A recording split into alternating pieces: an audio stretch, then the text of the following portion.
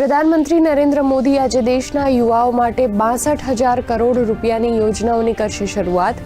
યોજનાઓમાં બિહાર પર અપાશે વિશેષ ભાર।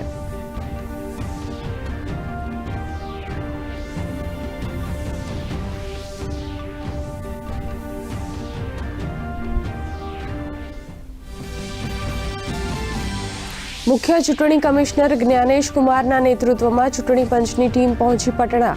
આગામી બિહાર વિધાનસભા ચૂંટણીની તૈયારીઓની કરશે સમીક્ષા।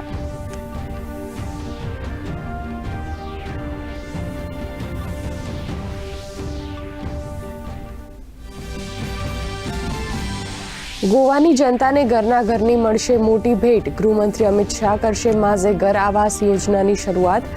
સ્માર્ટ સિટી સહિત યોજનાઓ પણ થશે લોન્ચ।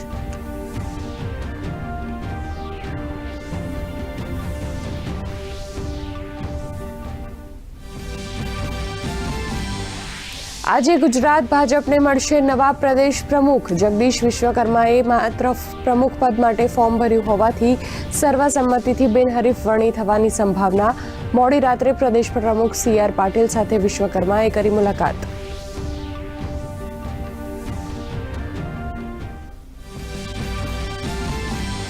ભરૂચના દહેજ ખાતે રૂપિયા 381 કરોડના ડ્રગ્સના જથ્થાનો કરાયો નાશ।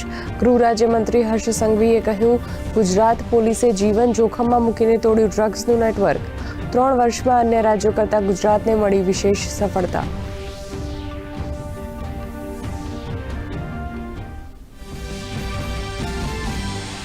આગામી 24 કલાક દરમિયાન અરબી સમુદ્રમાં ચક્રવાતને પગલે રાજ્યના પશ્ચિમ ભાગોમાં ભારે વરસાદની આગાહી।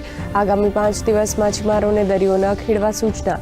વેરાવળ અને અન્ય બંદરો પર LCS 3 સિગ્નલ લાગુ।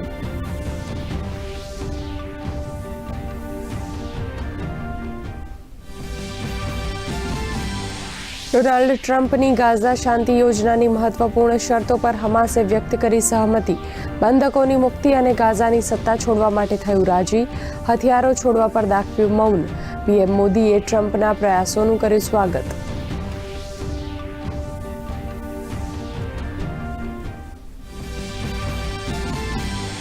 નવી દિલ્હીમાં વિશ્વ પેરા એથ્લેટિક્સ ચેમ્પિયનશિપમાં સિમરન શર્માએ જીત્યો ગોલ્ડ મેડલ। નિશાત કુમારે ઊંચી કૂદ સ્પર્ધામાં જીત્યો સુવર્ણ પદક।